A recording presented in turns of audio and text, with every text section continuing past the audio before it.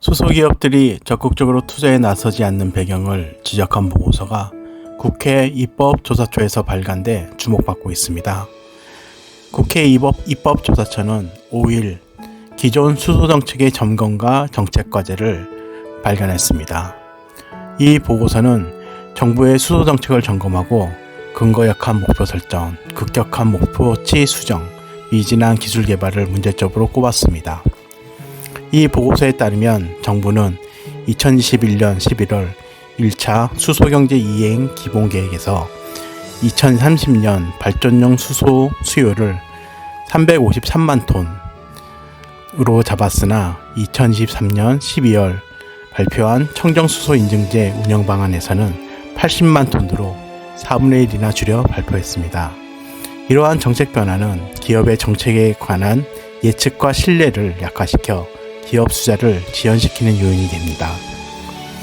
보고서는 국내 수소 기업들이 전기로 물을 분해해 수소를 얻는다 해도 태양광, 풍력을 이용하지 않는다면 EU에서 청정수소로 인정받기 어려운데 추가로 태양광 보급 목표치가 수립되지 않았다고 지적했습니다.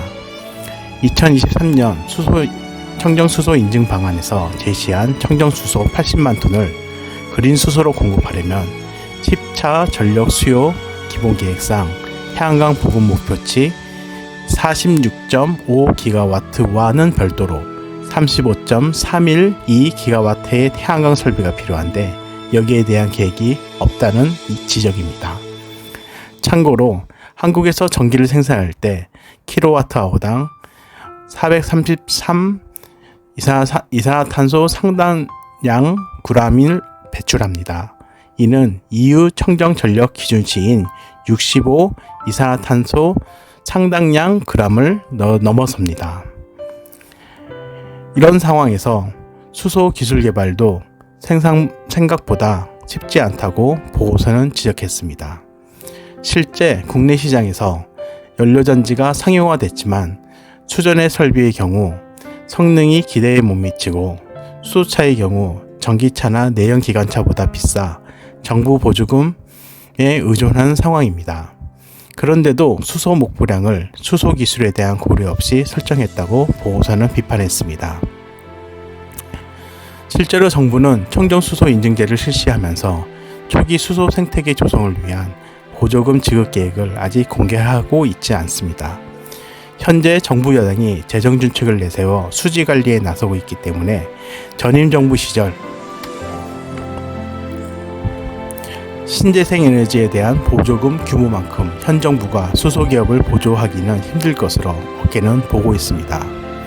이런 가운데 수소 사업을 추진해오던 한국가스공사가 2023년 해외 그린수소 사업을 중단했고 현 정부는 태양광 수사에 몰두해 2023년 태양광 보급량이 전년 대비 반토막 난 것으로 추산됩니다. 해상풍력 사업도 지지부진해 2030년까지 준공돼 그린수소 생산 설비에 전력을 공급할 수 있는 해상풍력 단지는 소수로 보여집니다. 실제로 수소 전소터빈 실증에 성공한 하나임팩트는 올해 수소 분야 중점 업무를 청정수소 발전 입찰 시장 참여에 의미를 두고 있으며 어프로티움의 경우 수소 사업을 추가로 전개할지 여부를 고심하고 있는 것으로 알려졌습니다. 지금까지 안희민이었습니다.